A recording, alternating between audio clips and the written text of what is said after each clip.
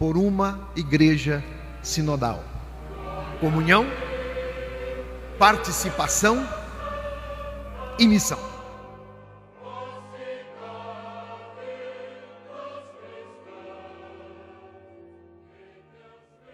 Caríssimos irmãos no sacerdócio, seminaristas, religiosos e religiosas, representantes das 55 paróquias da nossa arquidiocese e das centenas de comunidades espalhadas pelo vale e pelo sertão. Querido irmão, querida irmã, que reza conosco através dos meios telemáticos, o endereço eletrônico da nossa catedral e as rádios Aranã, Centro Minas e Canarim. É urgente que nós acolhamos a proposta que o Papa Francisco faz a toda a igreja. Por isso a minha insistência com cada padre para que aqui estivesse, até reorganizando a atividade pastoral que é comum em todos os nossos domingos, justamente para expressarmos com mais sentido a nossa unidade como igreja arquidiocesana e esta parcela do povo de Deus como igreja de Cristo presente no mundo. Não poderia ser diferente senão através da Eucaristia. Falamos de sínodo. A essência da Eucaristia é sinodal. Não é a igreja que faz a Eucaristia? E a Eucaristia não faz a igreja? Sim, alimentados pela palavra e pelo corpo e sangue de Jesus, como discípulos e discípulas do caminho, nós nos comprometemos com o Senhor ressuscitado para sermos igreja que continua a obra de salvação de nosso Senhor Jesus Cristo. Como é bom estar aqui. Como é bom que você está aqui. Deus está aqui. Ele é por nós. E vamos então, no evento sinodal, deixar-nos iluminar pela palavra que foi anunciada, que é muito oportuna para a abertura do sínodo dos bispos em todas as dioceses do mundo inteiro. Meu irmão, minha irmã, existe a lógica do mundo que se guia pela busca do poder. É o que ouvimos nas leituras anunciadas. Esta lógica do poder lança a mão até da força para manter o domínio e fazer prevalecer interesses particulares ou de grupos. E na contramão desta ideologia, desta lógica do mundo, nos é anunciada a sabedoria de Deus, particularmente revelada no Evangelho que hoje foi anunciado, que ensina a legitimidade de quem exerce algum poder é diretamente proporcional ao serviço que ele presta. Na mística cristã, que orienta a nossa vida, poder é serviço. E o exemplo maior encontra-se no próprio Cristo. Como ouvimos, que não veio para ser servido, mas para servir e dar a vida. O cristianismo, meu irmão e minha irmã, não impõe, mas propõe as verdades de Cristo. E devemos bater no peito pedindo perdão. Quando, na história da igreja, quando houve o emprego da força para fazer valer o Evangelho, a igreja traiu o seu fundador, pecou, ainda que com as melhores intenções, mas pecou. Pecou porque se identificou com a mística do mundo e se distanciou da mística cristã. Poder é serviço. Mística cristã, a força da impotência e não a potência da força. É esta a lição da cruz e do crucificado. Anunciemos juntos o poder da cruz, o amor, a única força que resgata o ser humano e revoluciona o mundo. A novidade anunciada por Cristo, o nosso Senhor, a quem nós professamos fé, nos diz que o poder sempre está a serviço da vida.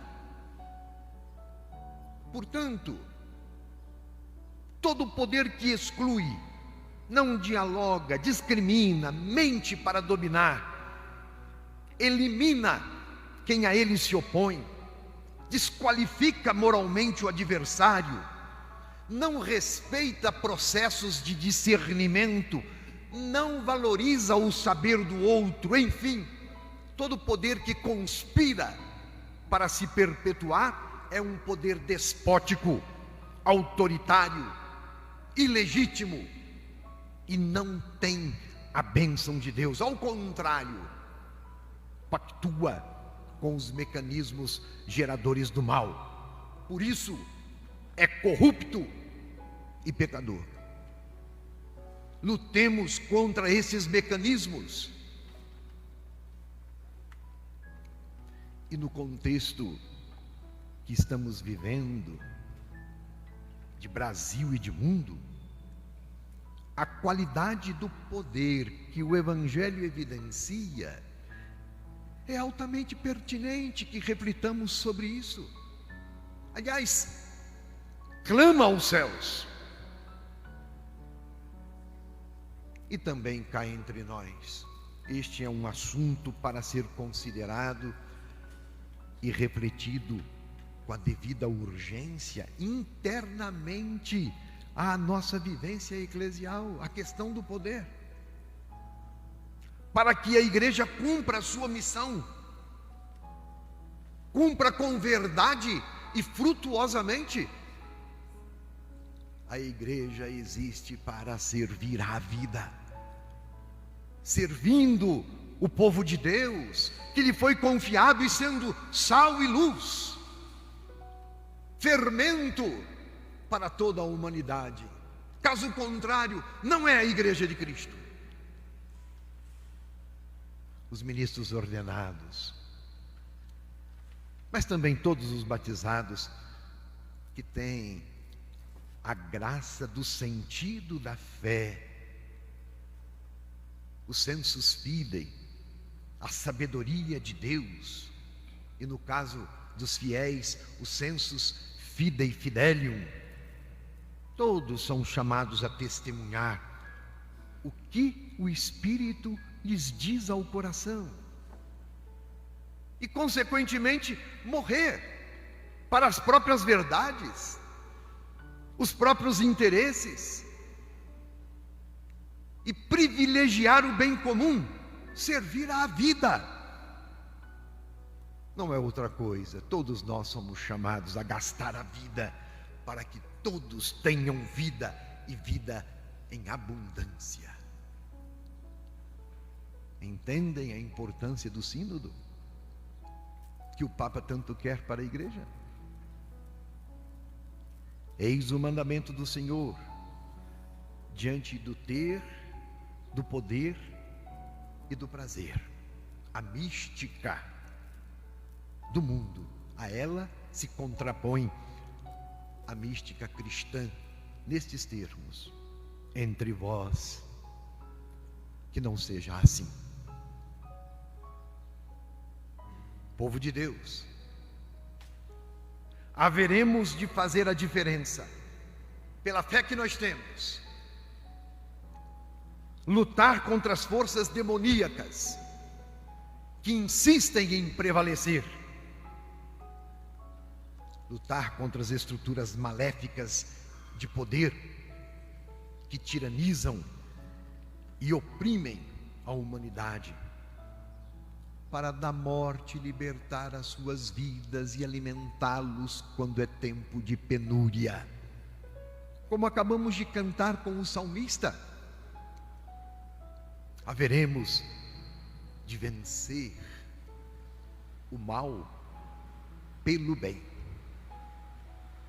Neste contexto de reflexão da liturgia de hoje, que a palavra de Deus nos sugere, se insere a celebração de abertura nas igrejas particulares de todo o mundo do 16º Sínodo Geral dos Bispos, por uma igreja sinodal. Comunhão, participação e missão. E somos todos chamados pelo Papa Francisco, o Bispo de Roma, nosso ponto de unidade como Igreja Católica, a juntos nos comprometermos como Igreja de Cristo. E o que o Senhor nos pede, como discípulos missionários dele, em certo sentido, já está tudo contido na palavra sínodo, que não é outra coisa senão caminhar em comunhão, conjuntamente fazer o caminho. Aliás, pensando nisso, o que identificava os cristãos no início da igreja, como eles eram conhecidos e chamados, é justamente os discípulos do caminho. Isto nos lembra o próprio Cristo, que se apresentou como caminho, verdade e vida, de quem nos fazemos seguidores, isto é, cristãos. É este o caminho, é esta a dinâmica. Não estaremos fazendo nenhuma novidade, recuperando as origens que dizem da nossa fé. Uma palavra esclarecedora do Papa Francisco sobre o sínodo. Ele diz assim: caminhar juntos é a via constitutiva da igreja, que nos permite interpretar a realidade com os olhos e o coração de Deus. Continua o Papa: a condição para seguir o Senhor Jesus é sermos servos da vida neste tempo ferido, e somente neste horizonte poderemos renovar de verdade a nossa pastoral e adequá-la à missão da igreja no mundo de hoje. O que nós queremos com o sínodo e que está no coração do Papa? Renovarmos a nossa força de evangelização como igreja. Qual o objetivo do sínodo? Ser um espaço de escuta do povo de Deus. Não é o povo de Deus que é a igreja? Escutemos a todos, de todos os homens e mulheres de boa vontade, de dentro e de fora da igreja, encontrar escutar, discernir, sem formalismos e sem maquiagens. Não nos fechemos em nossas certezas, caríssimos irmãos e irmãs, em nossas certezas pessoais. É isso que nos pede o Papa. Qual o método de trabalho? Em primeiro lugar, ouvir o que o Espírito diz à sua igreja. Se é para escutar, em primeiro lugar, escutar o Espírito Santo. Fazer sínodo é colocar-se no mesmo caminho do Verbo feito homem, ação do Espírito Santo no seio da Virgem, e seguir as suas pegadas, escutando a sua palavra juntamente com as palavras dos outros, uma escuta recíproca. É esta a metodologia. E para o trabalho sinodal, está colocado à disposição nossa, da igreja no mundo inteiro, um documento preparatório que deverá ser estudado, refletido, rezado, e também um questionário que será respondido pelo clero, pelas lideranças leigas, os fiéis em geral e outros fora da igreja que queiram participar. Agora é importante observar, o sínodo não quer ser um parlamento simplesmente, um inquérito de opinião, ou uma espécie de grupo de estudo. Não, mas um momento eclesial, que conduza a uma séria revisão de vida da igreja, a uma séria conversão pastoral, em vista da sua missão. O sínodo quer ser um processo de conversão para todos nós. Acolhamos que todo o processo sinodal seja permeado por momentos orantes, de adoração e de profunda docilidade à ação do Espírito Santo, porque é o Espírito de Deus que conduz a igreja. Que a sinfonia das nossas diferenças convirja para a unidade, uma igreja unida a serviço do mundo. Que objetivo bonito. Senhores padres, senhores e senhoras representantes das paróquias presentes, lideranças, religiosos, religiosas, seminaristas, querido povo de Deus,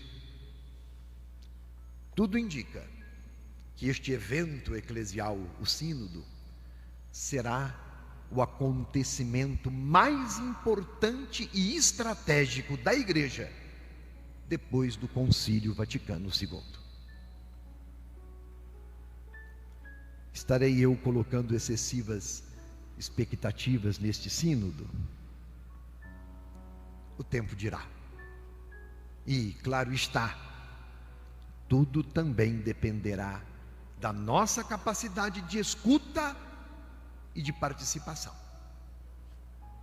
Deus sempre nos dá a graça, sempre, e a nós na liberdade e na responsabilidade toca corresponder à gratuidade divina. Está em nossas mãos realizar este sínodo. Enfim, vamos tratar sobre a identidade mais profunda da igreja, que essencialmente é comunhão e missão. Convoco todos e todas para a máxima responsabilidade, que ninguém fique de camarote ou olhando pela janela, mas coloque o coração na missão, os pés no caminho e as mãos à obra. Não podemos perder esta oportunidade ímpar do Espírito Santo para a sua igreja, de comunhão, participação e missão. E eu recorro agora à Virgem Mãe de Deus e da igreja. Ela que reunia os discípulos e discípulas para invocar o Espírito Santo, e assim tornou possível a explosão missionária que aconteceu em Pentecostes, que ela acompanhe nossa peregrinação sinodal como povo de Deus na Arquidiocese de Diamantina, indicando a meta e ensinando o estilo belo, terno e forte dessa nova etapa da evangelização. Alegro-me, alegremo-nos, porque eu assim entendo, porque por obra e graça do Espírito Santo já iniciamos esta dinâmica sinodal em nossa igreja particular, quando escolhemos elaborar conjuntamente nosso projeto de evangelização. O Espírito falou à nossa igreja naquele momento, quando fizemos aquelas escolhas. Continuemos, pois, então, neste santo caminho. Santo Antônio, padroeiro, e a Virgem da Piedade, intercedei para que nunca nos faltem coragem e paixão pela causa do Evangelho. Amém. E viva a nossa igreja!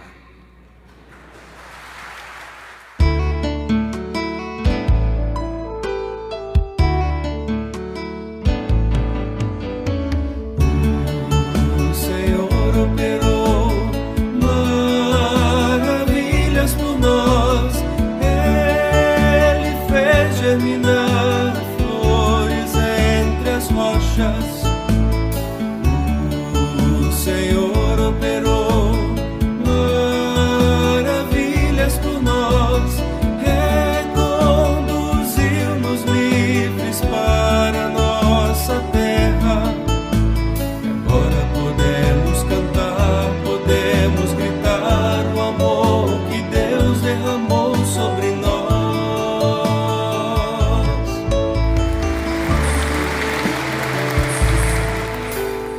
Tu que sabes vencer a escuridão da morte, ergueste o nosso rosto